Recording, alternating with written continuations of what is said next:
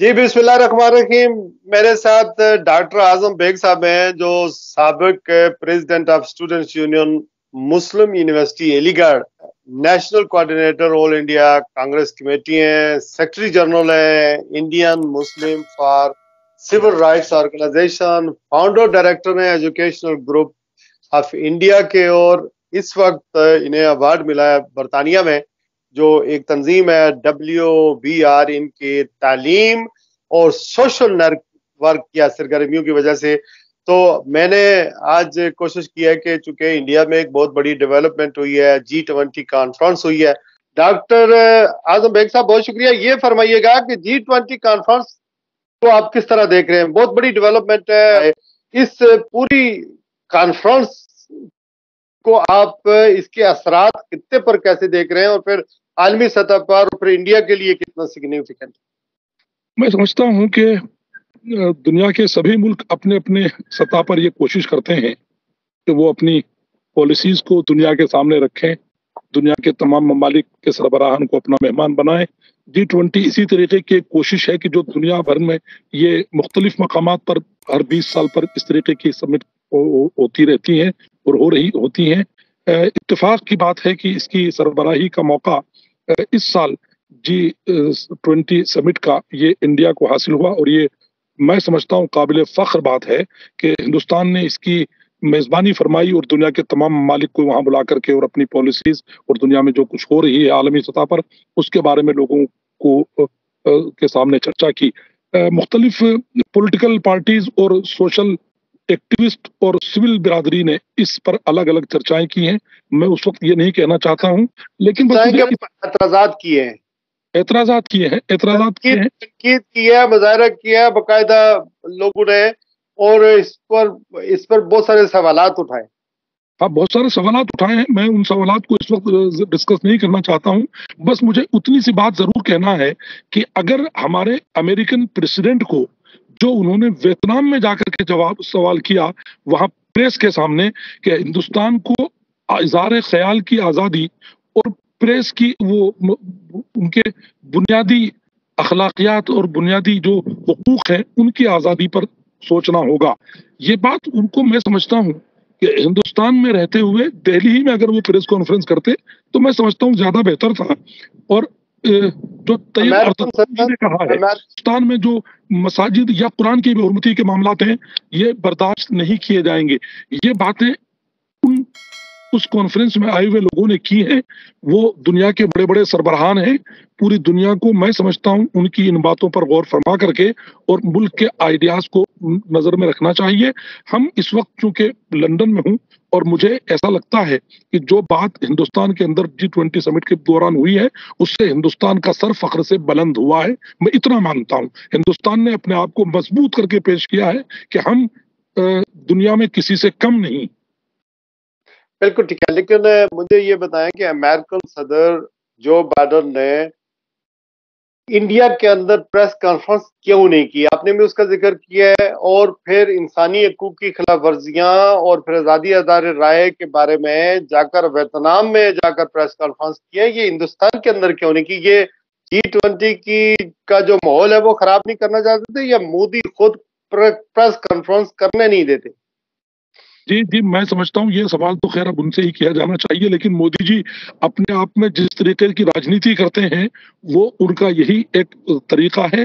وہ اپنے طور پر تمام چیزوں کو اپنے ملک میں طے کرتے ہیں اور انہوں نے جو بہتر سمجھا وہ اپنے حساب سے کیا ہے. اس پر میں بہت زیادہ کچھ کہہ کر کے اس وقت نہیں کہنا چاہوں گا. جو انہوں نے کہا اس کو آپ درست مانتے ہیں کہ ہندوستان میں انسانی حقوق کی خلاف ورزیاں ہیں، آزادی اظہار رائے کی پر پابندی ہے؟ نہیں، میں سمجھتا ہوں اس پر تو وہاں پر کافی کھل کر کے بات ہوئی ہے اور جو بات کہی گئی ہے اس پر سب لوگوں کو مل جل کر کے سوچنا اور اظہار خیال کرنا چاہیے. میں سمجھتا ہوں کہ ملکی سطح پر اظہار رائے کی آزادی نہ ہمارے یہاں پہلے بھی تھی اور آج بھی ہے. اس میں کہیں نہ کہیں کچھ باتیں ایسی ہو سکتی ہیں جو ملک کے حدود کے بیچ میں کہی جائیں یا نہ کہی جائیں. اظہار خیال کی آزادی کا جو مسئلہ ہے وہ میں نے آپ سے عرض کر دیا. بنیادی حقوق کی خلاف ورزی کہیں نہ کہیں صرف مسلمز کے ساتھ ہی نہیں ہے. کانسٹیٹیوشن میں ہم کو جو حقوق دیے گئے ہیں ان کا कहीं ना कहीं उल्लंघन होता है। लेकिन कोर्ट, हमारे यहाँ न्यायालय एक ऐसी मजबूत अदलिया है कि वो उसको हर वक्त अपने पास मजबूती से उसका फैसला करती है। और अगर कहीं वो न्याय की खिलाफ वर्जी होती है या इंसानी हकूक की खिलाफ वर्जी होती है, तो जो जागरूक कौमें हैं वो न्यायालय में जाकर के इंसाफ लेती हैं। और हमारे यहाँ हमको अदलिया पर बड़ा मजबूत विश्वास है, वहां से हमको इंसाफ मिलता है। इसलिए मुल्क की सतह पर इस पर तनकीद करना मैं नहीं समझता कि वो कोई मुनासिब होगा। नहीं, वो बात ठीक है। आप ये कह रहे हैं कि इंडियन अदालतें जी, आइन के, दस्तूर के मुताबिक फैसले करने में आजाद है। बिल्कुल बिल्कुल। ये मुसलमान के मुकाबले में, हिंदू क्रिश्चियन के मुकाबले में, हिंदू ब्राह्मण फैसला ठीक आ सकता है। हुकूमत का कोई बड़ा हुक्मरान उसके मुकाबले में ऑर्डिनरी आदमी को फैसला इंसाफ पे दे सकती है।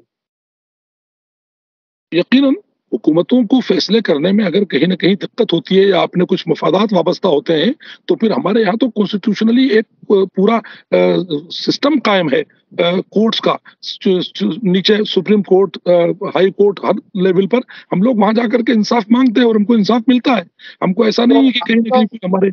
हाँ, ये बिल्कुल ठीक। ये मैं समझने की कोशिश कर रहा हूँ कि आपकी अदालतें एस्टेब्लिशमेंट, हुकूमत के इन्फ्लुएंस से बालातर होकर फैसले करती हैं। बिल्कुल करती हैं, हुकूमत के दबाव से बाहर आकर फैसले करती है। कभी कभी उनको कुछ ऐसा लगता है कि ये फैसला मुल्क के हक में रहेगा, तो वहां पर जाकर के कुछ न कुछ थोड़ा बहुत वो अपने तौर पर कुछ फैसला कर सकते हैं।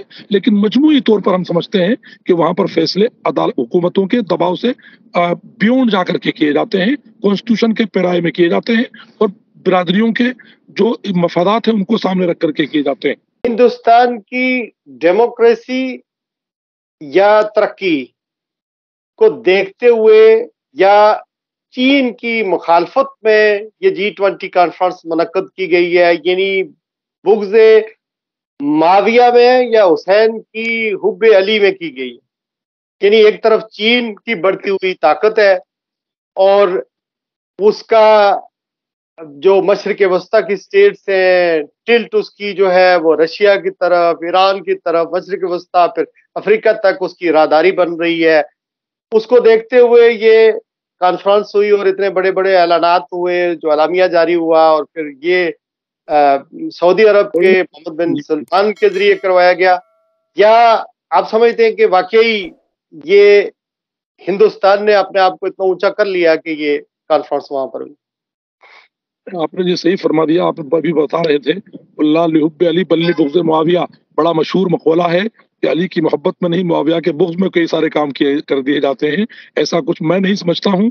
मैं तो यही समझता हूँ कि मुल्क की तमाम तरीके के जो पैराए हैं वो इससे मजबूत होंगे और मुल्क इससे एक नई ताकत बनकर के उभरेगा। और G20 में हमारे जो जितने मालिक के सरबराहान की मेजबानी का फैज हमें हासिल हुआ है, उसका मुल्क की मईशत को और मुल्क की तालीमी लियाकत और सलाहियत को फायदा होगा और हमारे बेरोजगारों और युवाओं को आगे बढ़ने में उससे मदद मिलेगी। मुल्की सतह पर इसके क्या असरात मुरत्तब होंगे ये तो वक्त बताएगा। लेकिन इस वक्त जो एक पोजीशन है उसमें हम लोग कहीं ना कहीं बेहतर बनकर के उभरे हैं, ये मैं मान करके चलता हूँ। सऊदी अरब, यूनाइटेड अरब एमिरेट्स, मुसलमान मुल्कों की जो हिंदुस्तान के अंदर इन्वेस्टमेंट आ रही है, उससे बहैसियत मुसलमान आप देखते हैं कि आपके लिए बेहतरी के मौके पैदा होंगे? यकीनन यकीनन इससे बड़े फायदे होंगे और हम उम्मीद करते हैं कि दुनिया के तमाम ममालिक इसी तरीके से एक दूसरे के साथ जुड़ करके नौजवानों के रोजगार के और तालीम के मौके फराहम करें। हमारी जो मुख्तलिफ मुल्कों से जो किया जा रहा है वहाँ पर एक तरह से इन्वॉल्वमेंट किया जा रहा है, वहाँ पर जो पैसा लगाया जा रहा है वहाँ पर जिस तरीके से उसके फायदे नौजवानों को भी होंगे, मुस्लिम को, सभी कौमों को होंगे। इसमें कोई हिंदू मुस्लिम का मसला नहीं है। मैं समझता हूँ कि वहाँ रहने वाले सभी लोगों को ये जो वहाँ पर अखराजात हो रहे हैं उसके फायदे होंगे जो पैसे लगाए जा रहे हैं। भारत ने या नरेंद्र मोदी ने ये मेजबानी के फराइज G20 के सर अंजाम दिए हैं। इसमें जो 20 ममालिक इसके रुकन है उनको तो दावत थी, लेकिन चीन और रशिया के प्रेसिडेंट वहां पर नहीं आए हैं। इसकी क्या वजूहत थी? सर ये मुल्की सतह पर, आलमी सतह पर जो उनकी मसलियतें हैं उनको वही बेहतर समझते हैं। कोशिश دنیا کے سارے ملکوں سے دوستانہ تعلقات قائم کرنے کی اور بہتر رشتے قائم کر کے ماحول کو بہتر بنانے کی جانی چاہیے۔ بغض، عداوت، حسد، کینہ، دشمنی، یہ سب چیزیں ہمیشہ نقصان دہ رہی ہیں، آگے بھی نقصان دہ رہیں گی۔ ہندوستان نے یا نریندر مودی وزیر اعظم نے وہاں پر 20 ممالک تو آٹومیٹکلی کوالیفائی کرتے ہیں، اس کانفرنس میں انہوں نے شرکت کی جو ممبر G20 کے، لیکن کچھ ممالک جس میں بنگلہ دیش ہے، جس میں دیگر ممالک ہیں، انہیں بھی انوائٹ کیا ہے اس میں، تو پاکستان کو کیوں نہیں انوائٹ کیا؟ اگر کرتا تو بہتر ہوتا۔ یہ میں سمجھتا ہوں کہ ملک کے اندرونی معاملات کا حصہ ہے، انہوں نے جو اپنے طور پر بہتر سمجھا وہ کیا ہے۔ میں ایک بات ضرور عرض کرنا چاہوں گا کہ مملکت خداداد کے نام پر ایک ملک بنا، اس میں آج تک امن قائم نہیں ہے۔ اس پر ہمارے پاکستان کے سربراہان کو بہت سنجیدگی سے سوچنا چاہیے۔ میں یہ نہیں کہتا ہوں کہ پاکستان کو نہیں بلایا گیا تو اس کے کیا اثرات پڑیں گے، یا پاکستان کے اندر خود اس سے کیا میسج جائے گا، ہندوستان کے لوگ کیا سمجھیں گے، یہ تو ہمارا ملک اور ہمارے ملک کے جو پیشرو ہیں وہ بہتر سمجھتے ہیں۔ لیکن میں اپنے طور پر اتنا ضرور عرض کروں گا کہ جس ملک کی بنیاد کو لے کر کے وہ ملک بنا تھا، اس پر ہم اس ملک کے باشندوں کو اور اس ملک کے سربراہان کو سوچنا چاہیے کہ ہم نے کیا تصویر پیش کی ہے دنیا کے سامنے۔ ایسا نہیں ہے، جو ہم کو بہتر کرنا چاہیے تھا شاید ہم وہ نہیں کر سکے ہیں، اس کی طرف سمجھنا چاہیے اور ملک کے سربراہان کو غور کرنا چاہیے۔ یہ میری ایک ادنا سی رائے ہے جو مجھے شاید نہیں کہنی تھی، لیکن چونکہ وہ ملک بنا اور اس میں آج تک امن قائم نہیں ہے، اس کی کیا وجوہات ہیں یہ ان کو خود سوچنا چاہیے۔ کیا وجہ ہے کہ پوری دنیا میں پاکستان کو جس نظر سے دیکھا جانا چاہیے تھا، جس محبت کی نظر سے نظر ڈالنی چاہیے تھی، وہ نہیں ہے۔ اس پر پاکستان کے لوگوں کو اندرونی طور پر ایک بار احتساب نفس کرنا چاہیے، احتساب ملک کرنا چاہیے، احتساب سرکار کرنا چاہیے۔ بالکل درست ہے، لیکن یہ آپ بحیثیت مسلمان کہہ رہے ہیں، بحیثیت ہندوستانی کہہ رہے ہیں، یا بحیثیت انڈین کانگریسی کہہ رہے ہیں؟ نہ بحیثیت انڈین کانگریسی کہہ رہا ہوں، نہ بحیثیت انڈین، میں ایک بحیثیت مسلم یہ بات کہہ رہا ہوں کہ ہم کو اپنے دین نے جو بنیادیں سکھائی ہیں، ہم کو اپنے مذہب نے جن باتوں پر پابند کیا ہے، اگر ہم ان چیزوں سے باہر چلے جائیں گے تو ہم اپنی تصویر کو دنیا کے سامنے صحیح پیش نہیں کر سکیں گے۔ پیغمبر محمد صاحب کے دیے ہوئے قرآن، نصب العین و سنت محمد صلی اللہ علیہ وسلم کو باقی رکھ کر کے ہی ہم اس دنیا میں اپنی تصویر کو بہتر بنا سکتے ہیں۔ وہی 1400 سال پرانا نسخہ ہے جو پہلے تھا، وہی آج بھی کامیابی کا ضامن ہے۔ ہم کوئی بھی چیز زور زبردستی سے دنیا سے نہ منوا سکتے ہیں، نہ پہلے کبھی منوائی گئی ہے۔ محبت ہی ایک ایسا رشتہ ہے جو ہم کو دنیا کے دوسرے تمام ممالک سے جوڑ کر کے بہتر رشتے بنا سکتا ہے، اور میں سمجھتا ہوں کہ یہی ایک سلسلہ ہے جو ہم کو باقی رکھنا چاہیے۔ ہندوستان اور پاکستان کو آپ مستقبل قریب ہوتا ہوا دیکھ رہے ہیں، یا پھر یوں ہی سلسلہ 75 سال سے جس طرح چل رہا ہے اسی طرح چلتا رہے؟ نہیں، میں سمجھتا ہوں کہ دونوں ملکوں کے بہتر رشتے ہونے چاہیے، آپس میں ایک دوسرے سے بات چیت جاری رہنی چاہیے، اور ملکوں کے مابین جو تعلقات سیاسی سطح پر ہوتے ہیں، معاشی سطح پر ہوتے ہیں، وہ باہم بہتر ہونے چاہیے۔ میں یہ مان کر کے چلتا ہوں، ایک ذاتی طور پر بھی اور اجتماعی طور پر بھی ہماری دوریاں ہم کو کہیں نہ کہیں نقصان پہنچاتی ہیں۔ ہاں، سیاسی ہتھ کنڈے کے طور پر ہم کو ہندوستان میں گالی دی جائے اور پاکستان میں ہمارے ہم وطن ساتھیوں کو گالی دی جائے، یہ ان کا سیاسی نظریہ ہو سکتا ہے۔ دونوں ملکوں کی جو عوام الناس ہے ان کا اس سے کوئی تعلق نہیں ہے۔ آج بھی میں سمجھتا ہوں دونوں ملکوں کے لوگ ایک دوسرے سے پیار اور رشتہ رکھتے ہیں، بلکہ ہم تو یہ سمجھتے ہیں کہ ہم ایک دوسرے سے کافی قریب ہیں۔ ہم کو جدا کرنے اور مختلف سیاسیات کو ہتھ کنڈا بنا کر کے دور کرنے کی کوششیں نہ کی جائے، دونوں ملک قریب آئیں اور باہم مل کر کے اپنے روابط کو بہتر بنائیں، یہی ہم امید کرتے ہیں اور یہی دنیا اور ملک کے لیے بہتر ہے۔ ڈاکٹر اعظم بیگ صاحب، یہ فرمائیے کہ دونوں ملکوں کے درمیان ہماری جو انڈرسٹینڈنگ ہے وہ یہ ہے کہ کور ایشو تو کشمیر ہے۔ آپ یہ فرما رہے ہیں کہ ہندوستان کے ہندو اکثریت جو ہے وہ آپ مسلمانوں کے ساتھ بہتر رویہ رکھتی ہے، ٹائنی مائنارٹی ہے جو آپ پر ڈسکرمنیشن کرتی ہے۔ تو کشمیر کا مدعا یا کشمیر کا قضیہ جب تک حل نہیں ہوتا ہے، جب سیٹل نہیں ہوتا ہے، ہندوستان کے وہ کشمیر کے جو مسلمان ہیں جن سے وعدہ کیا گیا تھا حق خود ردیت کا یا پلیبیسائڈ کا، جب جب تک اس پر عمل درآمد نہیں ہوگا، یہ مسئلہ سیٹل نہیں ہوگا، تو دونوں ملک ایک دوسرے کے قریب تو نہیں آئیں گے، ٹرسٹ ڈیفیسٹ تو رہے گا۔ یقیناً کشمیر کے مسئلے کو لے کر کے دونوں ملکوں میں ایک اختلاف بنا رہتا ہے، اور ظاہر ہے کہ یہ دونوں ملکوں کی اپنی اپنی سوچ اور ان کے جو کشمیر کے خود ارادیت کا مسئلہ ہے، جیسا آپ نے فرمایا، وہ ایک بنیادی مسئلہ ہے۔ اس پر دونوں ملک اپنے اپنے طور پر کیا کریں گے، وہ ان کا بہتر رویہ ہے۔ ہندوستان ہمیشہ، میں سمجھتا ہوں، جو حالات ہیں، یہ چاہتا ہے کہ پاکستان کے ساتھ بہتر تعلقات رہیں، لیکن اس کی پہل دونوں طرف سے ہونی چاہیے۔ کشمیری معاملات کو، وہ سیاسی مسئلہ ہے، اس کو کس طریقے سے آپسی بات چیت سے حل کریں گے، وہ لوگ بہتر سمجھتے ہیں۔ آپ نے فرمایا اپنی گفتگو میں کہ ہندوستان کے کورٹس بالکل، عدلیہ بالکل آزاد ہے۔ آپ کو پتا ہے کہ کشمیری لیڈر یاسین ملک علیحدگی پسند جموں کشمیر لبریشن فرنٹ کے چیئرمین اس وقت دلی کی تاڑ جیل میں ہیں، عمر قید کاٹ رہے ہیں، اور ہندوستان کی حکومت چاہتی ہے کہ انہیں پھانسی کی سزا دی جائے۔ ان کا مستقبل آپ کیا دیکھ رہے ہیں؟ عدالتیں کیا فیصلہ کریں گی؟ میں سمجھتا ہوں کہ یہ اپنے طور پر عدلیہ طے کرے گی کہ کیا بہتر ہے، لیکن ہمیں ابھی بھی، میں آپ سے یہی عرض کروں گا، کشمیر کے مسئلے کو لے کر کے جو آپ نے عرض کیا، اس میں بھی میں یہی عرض کروں گا کہ وہ معاملہ سپریم کورٹ کے اندر زیر بحث اور التوا میں ہے۔ جو فیصلہ ہوگا، میں سمجھتا ہوں بہتر ہی ہوگا، اور عدلیہ پر ہم کو یقین رکھنا چاہیے۔ یاسین ملک تو علیحدگی پسند ہے، کشمیر کی آزادی چاہتا ہے، اس نے تو کوئی قصور نہیں کیا۔ یہ پرانے کیس جس میں پہلے وہ بری ہو چکے تھے، اس کو دوبارہ کھول کر جیل میں ڈال دیا گیا ہے۔ تو اس کا آپ جو سوشل ظاہر ہے ورکر ہیں اور سول رائٹس کی بات کرتے ہیں، تو ان کے لیے بھی تو کسی موقع پر آپ کو آواز اٹھانی چاہیے۔ انڈین جو مسلمان ہیں، اس کے ساتھ زیادتی ہو رہی ہے۔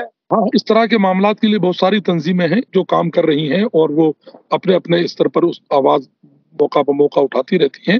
یہ ایک سیاسی ایشو ہے، ایک متنازع ایشو ہے۔ اس پر کیا فیصلہ آتا ہے، اس پر ابھی قبل از وقت ہوگا کچھ بھی کہنا، میں ایسا مانتا ہوں۔ ڈاکٹر اعظم بیگ صاحب، anything else to add? بہت شکریہ، بہت شکریہ، بہت شکریہ آپ کا، آپ کے وقت کا۔ انشاءاللہ رابطہ رہے گا، اور آئندہ بھی جب کبھی سول رائٹس کی بات آئی، ایجوکیشن کی بات آئی، ہندوستان کی انٹرنل مسلمانوں کی ریپرزنٹیشن یا ہندوستان کے حوالے سے ہوئے، تو میرا آپ کے ساتھ جو رابطہ انشاءاللہ برقرار رہے گا، اور آئندہ بھی آپ سے بات ہوتے رہے گی۔ اپنا اور اپنے گرد و نواح کے لوگوں کا ناظرین خیال رکھیے گا۔ میں اور ہم آپ دعا گو بھی ہیں کہ ہندوستان میں وہ ایکسیپٹنس جو سب کے لیے ہے، وہ ان کے لیے بھی ہو، اور پھر وہاں پر یہ وہاں کی جو سیاست ہے اس میں بھی بھرپور حصہ لیں، اور اس سے نہ صرف مسلمانوں کو بلکہ دیگر اقلیتیں ان کو بھی فائدہ ہو، اور انسانیت کو فائدہ ہو، اور اسی سے باتیں آگے چلیں گی، اسی سے دونوں ملکوں پاکستان اور ہندوستان کے درمیان دوستی کے سمبند بھی بنیں گے۔ اللہ حافظ، تھینک یو۔